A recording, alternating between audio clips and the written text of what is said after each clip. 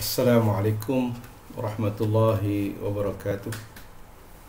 Alhamdulillahirabbil alamin wassalatu wassalamu ala sayyidil mursalin sayyidina Muhammadin wa ala alihi wa sahbihi ajmain. Asyhadu an la ilaha illallah wahdahu la syarika lah wa asyhadu anna Muhammadan abduhu wa rasuluh la nabiyya ba'dah, amma ba'du. Rekan-rekan mahasiswa dan para pemirsa YouTube pada umumnya, pertama-tama marilah kita panjatkan puji dan syukur kepada Allah Subhanahu wa taala yang masih memberikan kesempatan bagi kita untuk bisa melanjutkan kuliah pemikiran tasawuf Jalaluddin Rumi bagian ke-12 ini. Dan tentunya salawat dan salam kita tujukan sebagai ungkapan terima kasih kita kepada baginda Rasulullah SAW yang telah membawa risalah Allah yang maha tinggi sebagai rahmatan lil alamin dan sukses sehingga kita yang jauh dari negeri beliau dilahirkan tergolong kepada orang-orang muslim dan insyaallah tidak akan meninggal kecuali dalam muslim. Pada kesempatan ini saya akan memberikan materi kuliah Cinta Ilahiyah ya, dari pemikiran Jalaluddin Rumi, yang ini tentunya merupakan tema yang sangat menarik dan penting ya. Dan di sini Jalaluddin Rumi memberikan pemikiran yang unik juga, karena itu pantaslah untuk kita pelajari dan mudah-mudahan dari situ kita bisa mendapatkan masukan ya yang cemerlang dan berhasil untuk meluaskan cakrawala pemikiran kita. Sebagaimana biasa, saya akan membacakan buku yang saya karang, yaitu Renungan Mistik Jalaluddin Rumi, terbitan Pustaka Jaya tahun 86. Sudah lama, tapi mudah-mudahan masih tetap relevan ya kontennya untuk kita. Baiklah, pada halaman 78 saya menulis Cinta Ilahiyah. Cinta bagi Rumi tidak hanya terdapat pada manusia, tapi juga pada alam. Cinta alam pada Tuhan yang disebut cinta semesta atau universal love. Cinta semesta tumbuh ketika Tuhan sebagai wujud menampakkan kecantikannya kepada alam yang pada saat masih berupa realitas potensial atau Adam. Adam bukan Adam ya. Adam adalah non-existence, tapi menurut Rumi itu adalah realitas potensial ya. Jadi belum lagi mewujud, tapi boleh jadi dan bisa diwujudkan. Ia mengatakan, telah kau pamerkan keindahan wujud pada Adam, engkau telah menjadi sebab ia jatuh cinta padamu. Di sini sangat penting untuk kita perhatikan ya, bahwa menurut Jalaluddin Rumi alam semesta ini bukan sesuatu yang mati, yang tidak bernyawa, tetapi sesuatu yang hidup, living creature, yang menurut saya pernah saya katakan mengerti, mencintai dan dicintai. Jadi kalau kita mencintai alam, alam akan mencintai kita ya. Kalau kita membenci, merusak alam, alam akan juga bertindak kasar kepada kita. Kita teruskan ya. Cinta pada Tuhan atau cintanya kepada Tuhan menimbulkan hasrat dan kerinduan untuk kembali kepadanya. Bagai mabuk kepalang, langit-langit pun berputar. Alam tumbuh bagai pohon, berbatang, bercabang, dan berbuah. Buah yang terakhir itulah manusia. Dalam pandangan Jalaluddin Rumi, alam seperti terbang dan mencari sang kekasih. Penakalaron mencari bulan. Sia-siakah pencarian mereka? Ya, jadi sangat menarik ya, bahwa karena alam jatuh cinta kepada Allah, kepada Tuhan, dan sebagai pencinta dia akan berusaha mendekatkan diri kepada yang dicintainya. Itulah sebabnya maka alam berputar ya, karena pesona gelombang cinta. Jadi cintalah yang sebenarnya menurut Jalaluddin Rumi menggerakkan alam, dan dari situlah timbulnya perkembangan gradual, perkembangan yang perlahan tapi pasti, yang mungkin kita bisa sebut sebagai evolusi.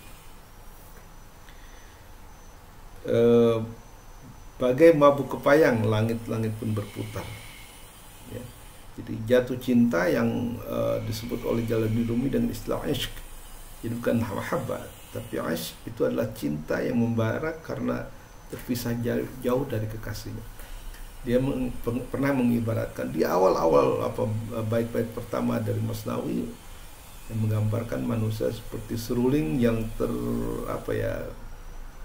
yang terpotong dari induknya dan terpisah dari induknya entah kemana, dan karena itu selalu ada kerinduan untuk kembali ke rumpun induknya itu. Jadi manusia juga begitu, alam juga begitu, ingin kembali pada asalnya, yaitu Allah Subhanahu wa taala. Dan kerinduan itu begitu besar sehingga diibaratkan seperti laron yang muncul dari bumi yang gelap untuk kemudian terbang dan mencari cahaya. Nah, akan sia-siakah pencarian mereka? Rumi menjawab, sesungguhnya tak pernah seorang kekasih mencari tanpa dicari oleh kekasihnya. Ya. Atau mungkin yang lebih tepat, sesungguhnya tak pernah seorang kekasih, seorang pencinta mencari tanpa dicari oleh kekasihnya. Jadi ada pencinta dan kekasih. Ya. Apabila kilat cinta telah menyambar hati yang ini, ketahuilah bahwa ada cinta di hati yang lain. Apabila cinta Tuhan bertambah besar di relung hatimu, pastilah ia menaruh cinta padamu. Tak ada bunyi tepuk tangan hanya dengan satu tangan tanpa tangan yang lain, atau tak ada bunyi tepuk tangan hanya dengan sebelah tangan. Dalam pandangan orang bijak, langit adalah laki-laki dan bumi perempuan. Bumi memupuk apa yang telah dijatuhkan langit. Apabila bumi kekurangan panas, maka langit mengirimkannya. Apabila ia kehilangan embun dan kesegaran, langit memperbaharuinya. Langit berkeliling bagai seorang suami mencari nafkah demi istrinya, dan bumi sibuk dengan urusan rumah tangga. Ia melahirkan dan menyusui apa yang telah dilahirkannya. Anggaplah bumi dan langit sebagai yang dikaruniai dengan kecerdasan, karena mereka melakukan pekerjaan makhluk yang cerdas. Dan andai pasangan ini tidak mengecap kebahagiaan dari satu sama lainnya, mengapa mereka melangkah bersama sebagai sepasang kekasih? Jadi ada cinta timbal balik antara Tuhan dengan makhluk. Ya, karena tidak ada bunyi tepuk tangan hanya dengan sebelah tangan. Dan itu adalah jaminan menurut Jalaluddin Rumi bahwa apabila kita ada cinta kepada Tuhan, Tuhan pasti mencintai kita. Tanpa ada cinta pun sebenarnya Tuhan sudah menunjukkan kasih sayang yang besar. Dia menyediakan semua apa yang ada di bumi untuk manusia demi keutuhan dan kelangsungan hidup manusia. Waladzi khalaqalakum ma fil ardi jami'a. Dialah yang menjadikan apapun yang ada di langit, di bumi ini untuk manusia. Tanpa diminta, udara sudah siap, air sudah siap ketika kita lahir. Kan? Itu adalah tanda kasih sayang Tuhan. Jadi jangan ragu, kalau kita ada cinta kepada Tuhan, pasti Tuhan akan membalasnya. Ya. Dan kalau kita mencari, pasti akan dicari. Ya. Karena dikatakan sesungguhnya tak pernah ada seorang pencinta mencari tanpa dicari oleh kekasihnya. Jadi ini keyakinan yang kuat dari Rumi bahwa Tuhan akan bisa membalas cinta kita kalau memang kita mempunyai cinta yang murni. Ya. Oke. Sulit mencari definisi cinta yang jelas dari Rumi, karena sesungguhnya cinta hanya dapat dirasakan, kata Jalaluddin Rumi, tidak dapat diperikan atau digambarkan. Rumi sendiri pernah mengatakan, apapun yang kuceritakan tentang cinta, ketika ku alami sendiri cinta itu, aku malu lantaran pemberian itu. Jadi apapun yang dia ceritakan dalam Masnawi tentang cinta, itu tidak ada apa-apanya dibandingkan ketika cinta itu datang sendiri. Ya, jadi cinta itu memang tidak bisa diperikan, tak terperikan, kata orang-orang dulu. Ya. Meskipun demikian, cinta dapat dirasakan pengaruhnya. Dalam bait-bait berikutnya, ia menggambarkan betapa cinta dapat mengadakan transformasi secara radikal. Jadi ada kekuatan cinta yang bisa mentransformasi, yang mengubah bentuk dari sesuatu.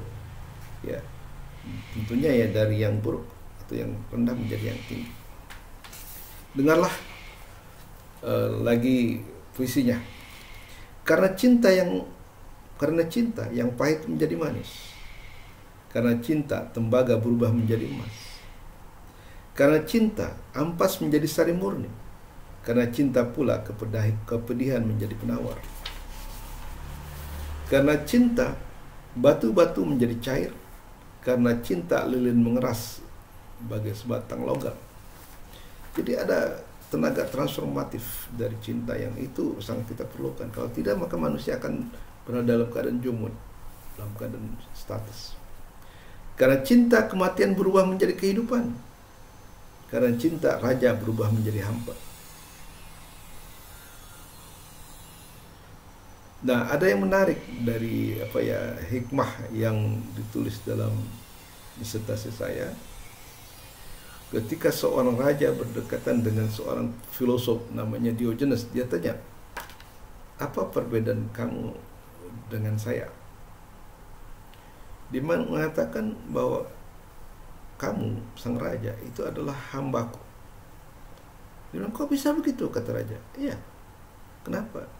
Karena begini, raja adalah budak nafsu, ya kan? Dan nafsu adalah budak saya. Dengan demikian saya adalah tuan Anda, dan Anda adalah budak saya. Karena cinta, bumi membumbung langit dan gunung-gunung pun mulai menari. Ya, jadi langit yang berkembang itu adalah karena cinta. Cinta ilhami gunung Sinai, oh para pencinta, sehingga Sinai mabuk dan Musa tak sadarkan diri. Nah, ini tentunya merujuk kepada ayat yang menyatakan bahwa Allah berbicara dengan Nabi Musa dan keinginan Nabi Musa untuk melihat Allah. Tapi ketika Allah memerintahkan Nabi Musa untuk melihat ke arah gunung, dan ketika ada kilatan cahaya yang begitu kuat, Nabi Musa pun pingsan. Oke, kita teruskan ya.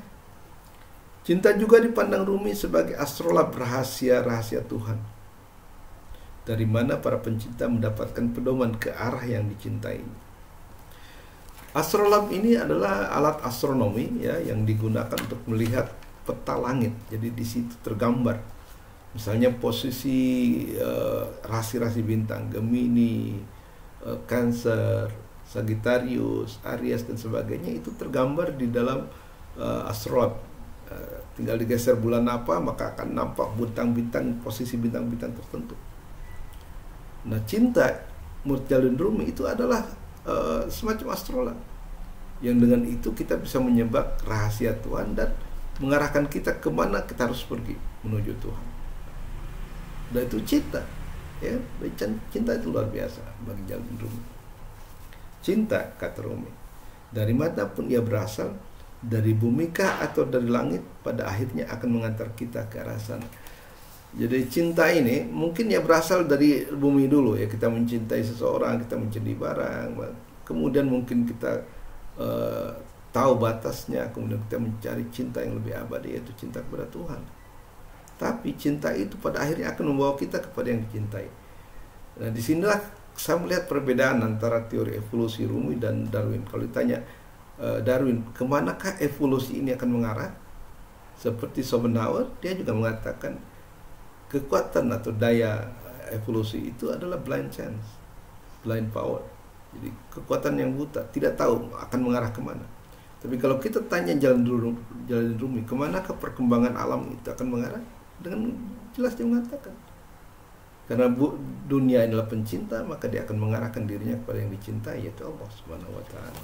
Ya. Selain itu, cinta dapat dengan segala kekuatannya melipat gandakan kecepatan dan kekuatan daya tempuh si pencinta untuk menjumpai sang kekasih, yaitu Tuhan. Nah, dengan cinta yang kuat kita akan akselerasi perjalanan kita, jadi mempercepat ya. Rumi mengatakan lagi, sang sufi bermi'raj ke aras dalam sesaat, sedang zahid perlukan sebulan untuk sehari perjalanan. Jadi perjalanan sang sufi itu berbeda-beda antara satu orang dengan yang lain. Kalau kita baca misalnya Mantiqut Thair karangan Fariduddin Attar, kita bisa merasakan betapa payah, lelah, dan panjangnya perjalanan menuju Tuhan. Ya, di mana seekor burung harus melampaui 7 lembah, yang satu lembahnya itu lamanya bukan main ya, puluhan tahun baru bisa terlewati. Tetapi kata Jalaluddin Rumi, sufi yang sejati dia akan mungkin seperti burung wali ya, falcon yang dengan sayap yang besar, dan pengenalannya dengan istana karena falcon biasanya, raja wali itu biasanya menjadi peliharaan raja, maka dengan kepakan sayap yang besar ya, maka dia akan paling cepat datang ke istana. Biarpun bagi sang zahid amat besar arti sehari, tapi betapa sehari baginya kan sama dengan 50.000 tahun. Nah, ini merujuk kepada surat Al-Atiyah Al-Ma'arij ayat 4 ya, yang dikatakan satu hari Tuhan adalah seperti 50.000 tahun. Jadi itu perbedaan akselerasi ya, kecepatan antara sufi dan zahid menurut Jalaluddin Rumi. Dalam hidup sang ahli, satu hari berarti 50.000 tahun dunia. Cinta dan gairah adalah sifat Tuhan, tapi cemas atau lesu sifat adalah sifat sang hamba yang dikuasai nafsu birahi. Cinta memiliki 500 sayap, dan setiap sayap menyentuh dari atas suatu kerajaan di bumi. Dan yang menyebabkan cinta itu bisa cepat sampai kepada Tuhan adalah karena dia memiliki sayap, dan sayapnya itu 500 sayap ya. Dan sayap yang besar, dan setiap sayap menyentuh dari atas satu kerajaan di bumi. Betapa besarnya coba. Satu sayap cinta bisa menyentuh satu kerajaan di bumi, padahal dia punya 500. Itulah yang menyebabkan cinta bisa mengakselerasi perjalanan manusia menuju Tuhan. Tanpa cinta tidak ada sayap, atau sayap patah, tidak akan membawa kita kemana-mana. Zahid pengecut berlari pakai kaki, pencinta Tuhan terbang lebih cepat dari kilat. Jadi dia membedakan antara zahid dengan sufi yang sejati ya. Zahid itu dia bilang berlari pakai kaki. Ini sebenarnya Rumi ini ya kan, dia mengkritik para zahid dalam arti yang itu, yang meninggalkan dunia. Jadi orang-orang yang meninggalkan dunia kemudian melakukan pertapaan berlama-lama di sana ya kan. Dan itu dianggap oleh Rumi sebagai pengecut. Jadi zahidnya pengecut. Dia berjalan ke arah Tuhan dengan kaki. Jadi lama sekali. Ya, satu hari, sedangkan satu hari Tuhan adalah 50.000 tahun di bumi. Ya. Pencinta Tuhan terbang lebih cepat dari kilat, sedangkan pencinta Tuhan itu akan lebih cepat perjalanannya dari kilat. Semoga rahmat Tuhan membebaskanmu dari pengembaraan ini. Hanya Raja Wali yang setia temukan jalan menuju sang raja. Jadi kembali, sufi itu harus seperti Raja Wali. Burung Garuda lah kalau kita, yang sayapnya itu kalau dikepakkan itu 3 meter kirikan. Bukan main ya. Dia disebut Raja Udara ya. Oke, kita teruskan ya. Cinta membutuhkan keikhlasan. Makanya Qul huwallahu ahad itu disebut surat Al-Ikhlas. Tapi ikhlas di sini sebenarnya tidak seperti yang kita yang kita artikan, tulus, ikhlas, rela dan sebagainya. Bukan. Ikhlas itu adalah jadi hanya untuk Tuhan. Jadi berbuat, bertindak apapun itu semata-mata untuk Allah. Itulah yang disebut ikhlas. Tapi dalam sufi sebenarnya ikhlas itu mengandung pemahaman tidak menyembah yang lain, termasuk ego, termasuk nafsu diri kita. Ya, ikhlas adalah membuang segala yang lain kecuali Allah. Ya. Nah ini kita akan diberi penjelasan ya. Selama dalam diri kita bersemayam ribuan berhala atau satu saja berhala selain sang kekasih, jalan masuk akan tertutup. Jadi kalau masih banyak berhala-berhala ya, Tuhan-Tuhan palsu kita, termasuk ego kita, maka jalan akan tertutup. Kenapa? Dia mengatakan satu lubang jarum bukan untuk dua ujung benang. Satu ujung benang saja masuk ke lubang jarum susah, apalagi kalau bercabang dua, itu tidak mungkin. Jadi kalau ada penyembahan atau persekutuan syirik terhadap yang lain selain Allah, maka itu seperti ujung benang yang bercabang kita masukkan ke dalam lubang jarum. Itu mustahil. Dan dia mengatakan berhala yang paling besar adalah egoisme dan kesombongan diri yang sulit diobati kecuali dengan cinta. Karena cinta menurut Rumi adalah obat kebanggaan dan kesombongan bagi diri kita, penawar segala kelemahan. Ya. Jadi kalau kita ingin meraih cinta dari seorang kekasih yang kita cintai, ya kan, maka keegoisan itu akan menjadi penghalang. Ya. Kalau kita masih sombong di hadapan kekasih kita, padahal kita ingin merebut hatinya, maka itu tidak akan dapat ya. Jadi kita harus membuang segala egoisme, self-centeredness dari diri kita. Ya. Cinta adalah obat kebanggaan dan kesombongan diri. Jadi kalau di hadapan cinta kita nggak bisa sombong lah. Kalau kita ingin mendapatkan cinta Allah tapi dengan bersombong diri, itu tidak mungkin kita dapat. Ya kan? Jadi di hadapan kekasih kita harus nurut lah, ya kan? Walaupun mungkin itu bertentangan dengan keinginan kita. Kalau kita ingin mencuri hati seseorang, maka kita harus ikuti perintahnya, ya kan? Apalagi ini kalau bicara Tuhan, ya kan? Nah, di situ ya. Dan berhala yang paling besar yang menghalangi kita justru adalah egoisme, atau kita bilang hawa nafsu atau hawa ya. Kita teruskan. Hanya dia yang telah disewa jubahnya oleh cinta akan menjadi benar-benar bersih dari keegoisan. Ya.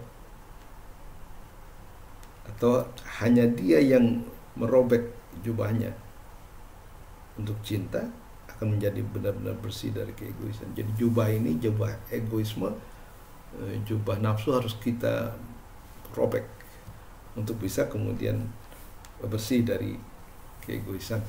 Ya. Nah, Rumi memberikan penjelasan yang menarik tentang seperti metafor ya daripada cinta itu. Dia bilang cinta adalah api yang memusnahkan apa saja selain yang dicintai. Oleh karena itu cinta ilahi ya, mahabbah, dapat memelihara hati manusia dari syirik, itu kemusyrikan, dan menghantarnya kepada tingkat tauhid yang paling tinggi. Ya, jadi kalau cinta itu ibarat api, maka kalau kita mencintai Tuhan, maka dia akan membakar segala sesuatu. Semuanya terbakar. Kecuali Allah. Jadi termasuk diri kita, termasuk ego kita. Kalau kita masih ada ego, masih merasa sombong di hadapan Tuhan, ya, masih belum ikhlas, masih menuhankan diri kita, masih menuhankan yang lain, maka jangan diharap bahwa kita akan bisa mendapatkan cinta daripada Allah. Ya. Oke. Nah, tentang ini kemudian Jalaluddin Rumi berkata, ya, cinta adalah lidah api yang selalu berkobar, memusnahkan apa saja selain sang kekasih. Ya, ini gambaran cinta. Jadi kalau cinta itu sudah membara, dia akan membakar segala sesuatu. Ia sang pencipta mengayunkan pedang La agar dapat membunuh yang lain kecuali Tuhan. Kini renungkanlah apa yang tersisa setelah kata la. Tiada yang bertahan illallah kecuali Allah. Segala yang lain akan musnah. Teriaklah wahai cinta dan perkasa, pemusnah kemusyrikan. Jadi cintalah yang membuat kita akan tulus menyembah Allah, bertauhid. Ya, cinta kepada Allah kalau sudah membara, dia akan memusnahkan yang lain. Ya. Jadi ada dua metafor di sini. Ya, cinta dipandang sebagai api yang bisa melahap segala sesuatu kecuali yang dicintai. La ilaha illallah, ilaha itu tidak ada Tuhan, maksudnya dibakar semua, illallah kecuali Allah. Yang kedua metafor yang diberikan adalah cinta itu seperti pedang. Dan dia mengatakan kalau pedang la sudah berkipas, apa yang tersisa? Tidak ada, illallah kecuali Allah. Jadi cinta itulah pemusnah kemusyrikan. Nah, ini sangat menarik sekali kalau menurut saya. Ya. Oke. Dalam hal cinta ini, Rumi termasuk dalam golongan mabuk kepayang atau intoxication, sebagai kebalikan pikiran waras. Seperti yang telah disinggung, Abdul Latif mengatakan bahwa dalam keadaan pikiran waras, sobriety, hakim, maksudnya hakim sanai lebih unggul. Tapi dalam keadaan mabuk kepayang, intoxication, Maulana lah yang lebih unggul. Mabuk kepayang di sini sebenarnya merupakan simbol dari suatu penghayatan cinta yang demikian intens kepada Tuhan. Untuk mengekspresikan kemabukan akan cinta Tuhan, itulah maka Rumi mengambil simbol-simbol kemabukan seperti anggur dan piala. Ya. Tuhan adalah piala dan anggur. Ia tahu perihal cintaku. Dalam sajak berikut ini, ia menggambarkan betapa perasaan jiwanya, bagaimana perasaan jiwanya ketika anggur cinta Tuhan telah membakar dadanya. Dia datang penaka bulan yang tak pernah langit melihat bandingannya, baik dalam jaga maupun dalam mimpi. Terkaruniai api abadi, tiada banjir akan menelan. Lihatlah wahai paduka, dari piala anggur cintamu, jiwamu melayang, menghancurkan rumah-rumah ragaku. Ketika pertama kau beri aku buah anggur, hatiku yang kesepian mendapat teman. Anggur membakar dadaku, dan seluruh pembuluku syarat dengan darah. Tapi apabila mataku menatap gambarnya, suara pun merendah. Baiklah wahai anggur perkasa dan piala, tiada tara. Nah, jadi Jalaluddin Rumi disebut penganut mabuk kepayang, intoxication, karena perasaan cintanya yang begitu mendalam kepada Allah. Ya. Dan itu karena dikatakan mabuk anggurnya cinta Tuhan. Tentu saja di sini bukan anggur dalam arti sesungguhnya, tapi itu kiasan saja untuk menggambarkan intensnya. Jadi kalau dulu-dulu tuh orang yang betul-betul mabuk cinta itu biasanya diasosiasikan dengan minum-minum. Ya, kalau dia lagi putus asa, lagi rindu atau lagi galau, minum anggur sampai mabuk sehingga dia tidak sadarkan diri. Maksudnya dia tidak menyadari dirinya, tapi hanya menyadari kekasihnya saja. Ya.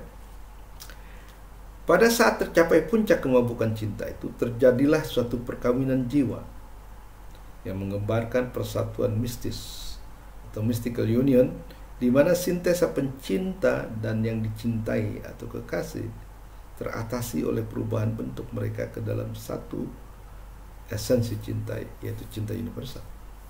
Ya. Cinta universal, cinta alam. Jadi alam ini bagi Jalaluddin Rumi seperti yang dikaruniai kecerdasan. Ya. Dia bisa merasakan cinta dan bisa mencintai. Bait-bait syair di bawah ini menggambarkan perkawinan jiwa itu dengan sangat indahnya. Ya. Bahagia pada saat itu ketika kita duduk bersanding di pelataran istana, kau dan aku, dalam dua bentuk, dalam dua tubuh, tapi satu jiwa, kau dan aku. Warna pepohonan dan kicau burung-burung seakan limpahkan keabadian. Di saat kita melangkah memasuki taman itu, kau dan aku. Bintang-bintang di langit dari atas turut menyaksikan kita. Kita akan perlihatkan bulan kepada mereka, kau dan aku. Kau dan aku yang tak lagi saling menyendiri, kan hanyut dalam ekstase tiada bandingnya lagi. Senang dan terpelihara dari celotehan hampa, kau dan aku. Burung-burung langit berbulu beludru, memangsa hatinya karena cemburu. Dan di satu tempat di mana kita bergelak mesra, kau dan aku, sungguh menakjubkan bahwa kau dan aku duduk di sini pada sudut taman yang sama, berada pada saat yang sama di Irak dan Khurasan juga, kau dan aku. Jadi begitu indahnya ya perasaan cinta dan suasana hati Jalaluddin Rumi ketika dia mengadakan mystical union, kesatuan mistik antara dirinya dan Tuhan. Diibaratkan seperti sepasang kekasih bertemu di sebuah taman yang indah, ya, disaksikan burung-burung, bahkan burung-burung dikatakan memangsa hatinya karena cemburu melihat kemesraannya. Dua tubuh tapi satu jiwa. Nah, begitulah kalau cinta sudah membara, sudah menyatu, maka tidak lagi bisa dibedakan antara sang kekasih dan pencinta, antara hamba dan Tuhan. Ya, nanti pada kuliah berikutnya kita akan menggambarkan lagi perjalanan manusia kepada Tuhan dan bagaimana Jalaluddin Rumi mendeskripsikan persatuan itu. Apakah sama dengan orang yang mengatakan bahwa persatuan hamba dengan Tuhan itu adalah ibarat setetes air yang kemudian larut ke dalam laut sehingga tidak bisa dibedakan antara tetes air itu dan laut. Ataukah dia mempunyai konsep yang berbeda di mana misalnya keindividuan seseorang itu masih bertahan di hadapan ego Tuhan. Apakah ego kita masih bertahan di hadapan ego Tuhan? Kalau bertahan, seberapa jauh dan seberapa efektif? Ya. Nah, inilah yang menurut saya pelajaran yang sangat indah sekali yang dapat kita simpulkan bahwa bagi Jalaluddin Rumi, cinta itu bukan hanya cinta manusia kepada Tuhan, tapi diawali dengan cinta alam yang disebut cinta universal kepada Allah. Dan kita tahu bahwa Jalaluddin Rumi adalah orang yang percaya bahwa yang menekankan segi keindahan Tuhan. Jadi ketika bumi masih dalam keadaan potensi, diperlihatkan oleh Tuhan kecantikan wujud, maka alam yang kita anggap sering disebut mati dan sebagainya itu jatuh cinta. Dan cinta itu kemudian menimbulkan satu gairah, ya, kekuatan besar untuk menggerakkan langit. Dan digerak itulah kemudian muncullah secara evolutif, secara gradual bentuk makhluk-makhluk yang makin sempurna. Jadi mineral, kepada tumbuhan, kepada hewan, kepada manusia. Dan bahkan setelah mati pun kita masih terus berproses untuk menuju ke dunia-dunia yang lain sampai akhirnya kita bertemu dengan Allah Subhanahu wa taala. Jadi berbeda sekali dengan pandangan fisika modern yang menganggap bahwa alam ini sebagai sesuatu yang mati. Ya, sesuatu yang tidak bernyawa. Dan karena itu ya kita boleh eksploitasi semaunya, kita boleh ambil manfaatnya tanpa kadang-kadang tanpa rasa hormat, tanpa memperhatikan keseimbangan ekologis. Nah, tapi bagi Jalaluddin Rumi, cinta adalah milik bersama, cinta universal, cinta alam, dan itu kemudian membuat butir-butir partikel alam semesta jatuh cinta. Dia mengatakan setiap butir daripada alam rindu kepada kesempurnaan itu Allah. maka dia meretas ke atas laksana tunas. Ya. Nah, jadi inilah suatu gambaran yang luar biasa. Cinta alam kepada Tuhan itulah yang membuat alam dalam hayalan Jalaluddin Rumi seperti laron ya. Kalau masih hujan itu, kemudian di lapangan bola ada lampu senter yang kuat, biasanya laron itu terbang dari tempat yang gelap, terbang dan mencari. Jadi alam itu seperti itu. Alam itu sebenarnya berkembang, bukan diam, tapi dia terbang secara vertikal menuju Allah Subhanahu wa taala.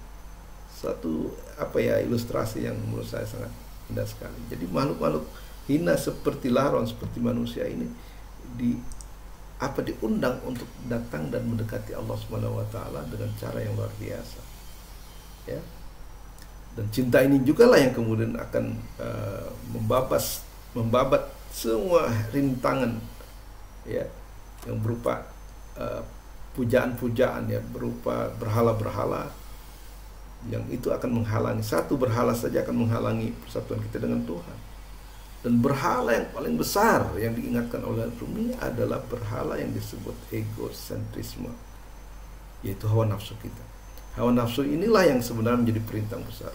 Dan itu hanya bisa dilawan oleh cinta kepada Allah. Karena cinta ibarat api. Kalau cinta kita kepada Tuhan begitu besar, maka dia akan menghancurkan semuanya, termasuk ego kita, kesombongan kita, kebanggaan kita, akan hancur semua, dilalap oleh api cinta kepada Allah. Maka kita akan datang dengan ikhlas hanya untuk mencintai hanya untuk Allah. Ya. Dan kita adalah ibarat kemudian satu ujung benang yang masuk ke dalam, diizinkan masuk ke dalam satu lubang jarum. Atau sebagai pedang. La ilaha illallah itu, maka mungkin ya bendera Saudi Arabia itu kan la ilaha illallah itu dengan pedang. Jadi ketika kata Rumi, ketika pedang sudah berkibas, maka dia akan menghancurkan semua kecuali yang dicintai. La ilaha illallah itu negasi ya. Dinafikan semua, termasuk ego kita, termasuk berhala-berhala yang lebih kita cintai daripada Allah. Itu akan ditebas oleh pedang cinta. Dan kalau pedang cinta sudah berkibas, kata Rumi, maka semuanya akan hancur, illallah, kecuali Allah yang kita cintai. Nah, ini menurut saya satu ajaran yang sangat indah sekali, terutama kalau kita perhatikan ya puisi-puisi Jalaluddin Rumi yang saya bacakan. Masih banyak tentunya puisi-puisi yang lain, tetapi saya merasa cukuplah apa yang saya tadi sebutkan, bacakan di sebelumnya, menjadi ilustrasi bagaimana konsep Rumi, konsep cinta ilahi Rumi yang sangat indah, dan bagaimana cinta itu menjadi alat untuk membapas semua rintangan menuju Allah Subhanahu wa taala, ibarat api atau pedang yang menghancurkan yang lain kecuali sang kekasih, yaitu Allah Subhanahu wa taala. Nah, demikianlah materi yang dapat saya sampaikan berkenaan dengan cinta ilahi dari Jalaluddin Rumi. Ya, mudah-mudahan dapat dimengerti isinya dan memberikan pencerahan kepada jiwa kita, pada akal kita, dan berguna untuk meluaskan cakrawala pemikiran kita. Ya, demikianlah, lebih kurangnya saya mohon maaf. Billahi taufiq wal hidayah. Assalamualaikum warahmatullahi wabarakatuh.